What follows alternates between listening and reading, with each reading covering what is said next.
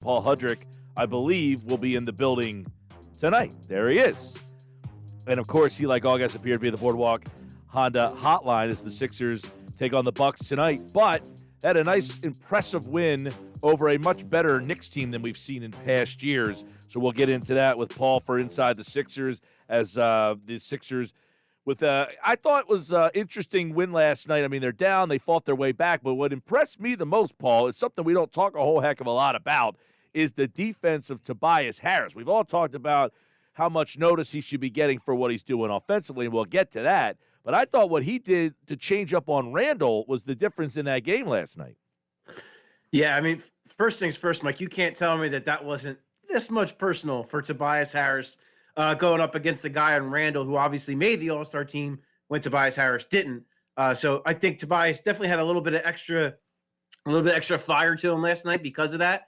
Randall, I think, went 2 of 10 in the second half, which is, considering how good he was in the first half and how good he's been this season, because Julius Randle has had a hell of a season, but for what Tobias Harris did was unreal. And, for all the criticism that maybe Tobias Harris has taken along the way, I think the one thing that none of us can deny is that this dude works. He works really hard, and he works on every year. It seems like he improves in an aspect of his game.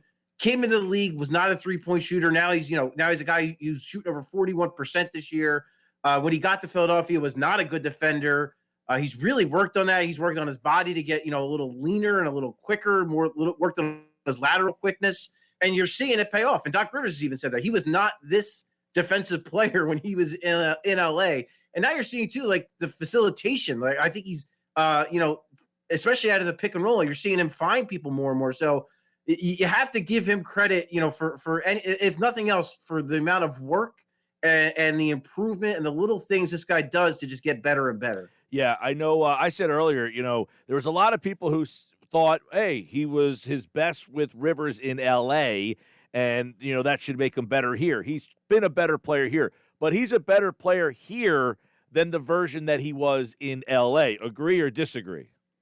Without question, when you factor in defense, because I and it's funny because I vividly remember, I can't remember if it was from earlier this season or last year, where Ben Simmons literally laughed at a question about Tobias Harris's defense, saying he's not even the same guy he was when he got here, because he's just improved that much. So I think from that, offensively, he's having a pretty similar year to what he did when he was in LA, close.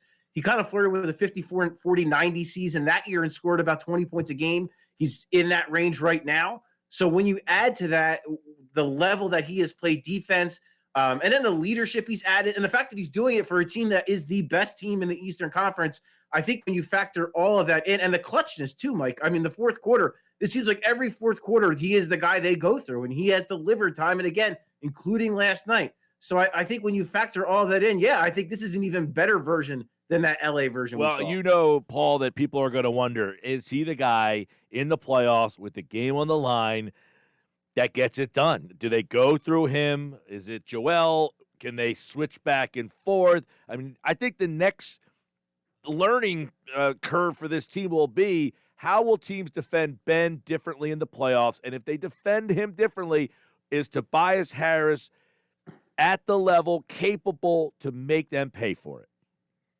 That's the $1 million question, right? I mean, because I can't answer it, and nobody can. We don't know if Tobias Harris plays like this, and he plays at this level, and there's this physicality about his game. Like, he's always been a physical player, but it's on another level right now. He's straight bullying guys, including Julius Randle, who's not like a little guy. Julius Randle is a pretty strong dude, and he's taking. And I was really the other night against San Antonio, a guy like Jakob Poeltl. He's a pretty good defensive center. He's a pretty strong guy. Tobias Harris was taking it right into his chest. I mean, that's the kind of little stuff that I've been loving what I'm seeing from Tobias Harris. So if he brings that, like that physicality, that stuff, that plays in the playoffs. That's the kind of play you need. So yeah, Mike, it's going to be a very interesting dynamic. Will Tobias Harris improve upon his past playoff performances? Will Ben Simmons, use some of the things we've seen him do recently? Will that translate to the postseason? And how are teams going to play Joel Embiid down the stretch?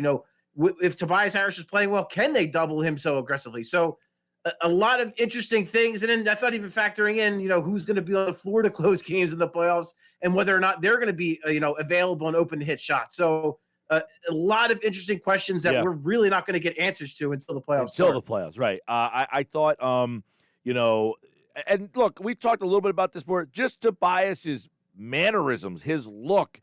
He has it in his eyes. He looks like a more confident player. Like, there's just like a more confident look when he gets the pass that I know what I'm doing with it. And you saw it again last night. He has that look in his eyes of, I know people are questioning me. Now, again, like you said, in the playoffs, it all could change, but that's definitely noticeable. I want to get to what you just kind of hinted at. Danny Green had a rough night last night. Matisse only played about 18 minutes, and we've kind of hinted like, hey, can they give him more minutes? He ended the game last night, though. Do you still see him playing sporadically but getting the key minutes?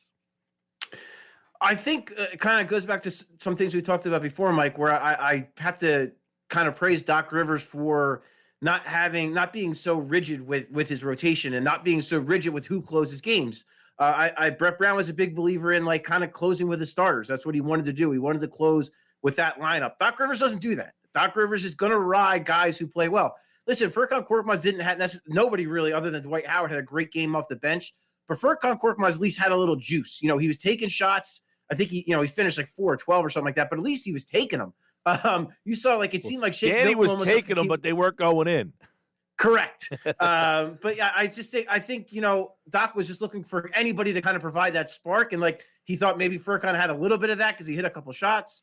So, but I like that about Doc Rivers. I like the idea that he is not going to say, well, Danny Green's a veteran, he's played a long time, I should really ride it. No, if Danny Green is 1 of 10 and he's not playing particularly well, I'm going to ride with Matisse Thybulle or Shake Milton at the end of the game. I think that's a very good thing, and I think that's going to benefit the Sixers maybe more than, with all due respect to Brett Brown, that kind of being comfortable getting off of that strategy and being confident and going with a different lineup, I think is really going to help the Sixers, for the rest of this season and in the playoffs, because you never know what's going to happen. Certain matchups, if Matisse Thybulle is going really good against a certain offensive player and he's really locking them up, why would you go away from that?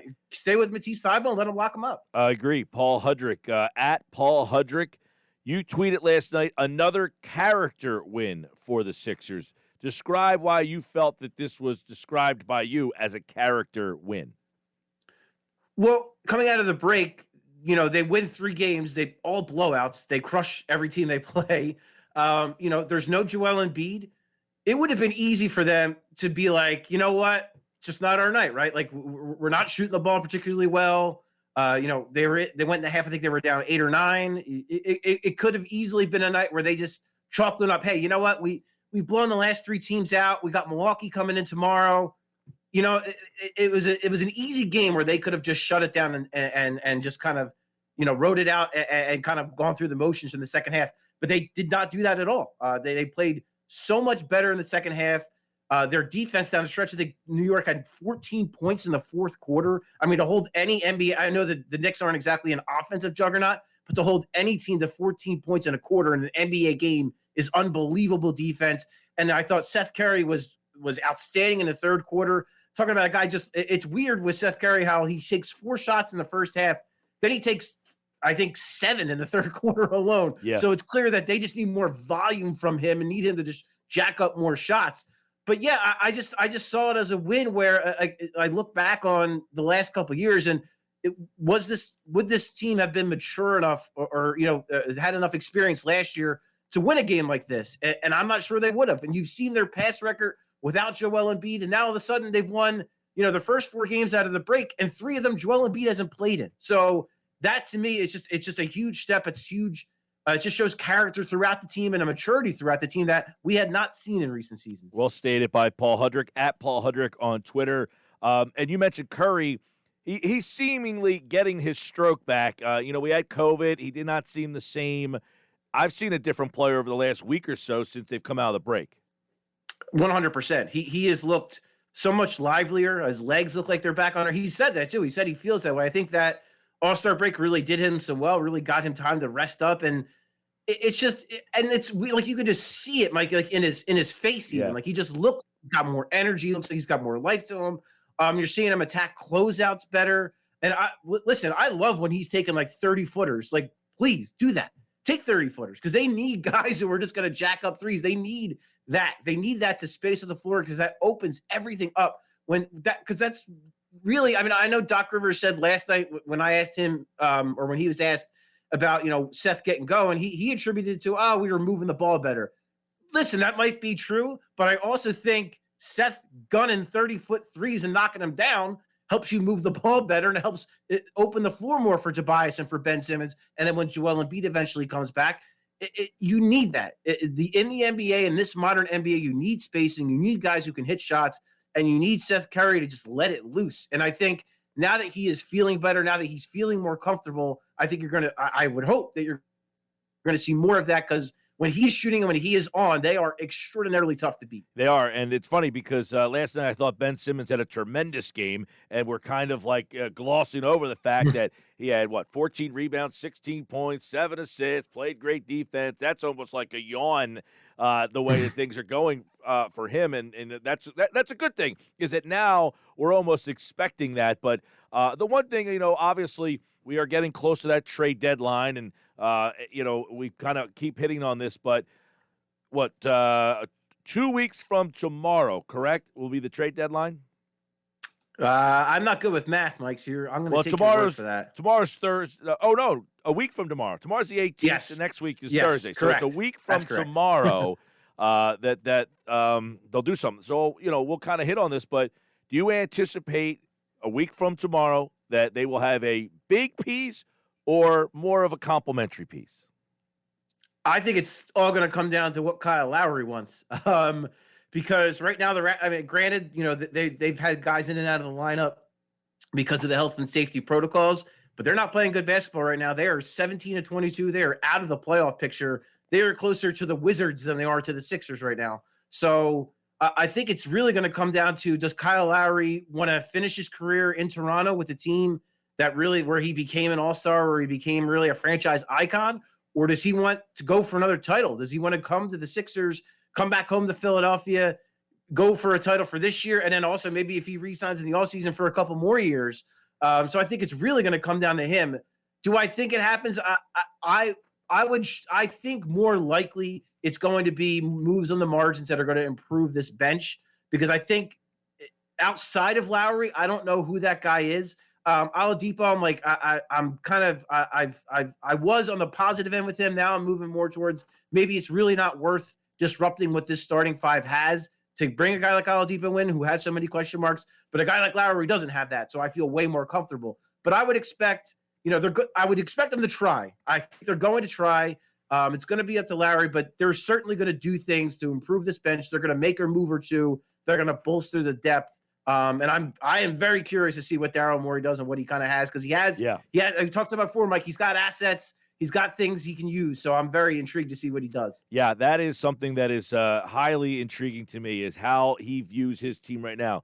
Good enough, need more, just need to tinker a little bit. All of that, of course, over the next week. The NBA trade deadline is on the 25th. We'll have, of course, coverage here on 97.3 ESPN. Quick thought on this matchup tonight.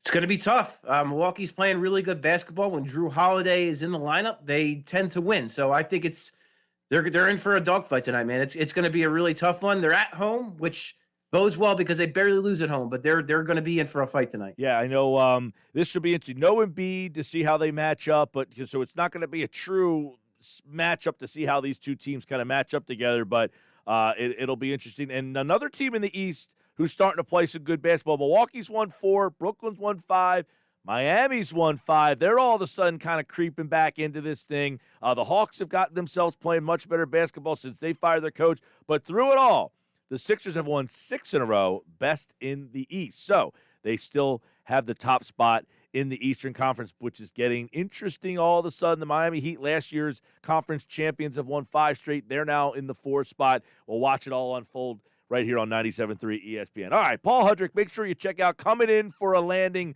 the podcast. Danny Palmel's was his recent guest. That was a good listen from you guys, very entertaining. And, of course, he'll be back on. Actually, there's no show Friday, so we will not hear from Paul on Friday's show. But he will be at Wells Fargo Center tonight, so follow him on Twitter, at Paul Hudrick, for all the latest on Sixers and the Bucks. All right, man, we'll talk to you. Sounds good, Mike. Take care, man. All right, he, like all guests, appeared via the Boardwalk Honda Hotline. Great stuff, as always. From Paul Hudrick, our Sixers insider from 97.3 ESPN.com.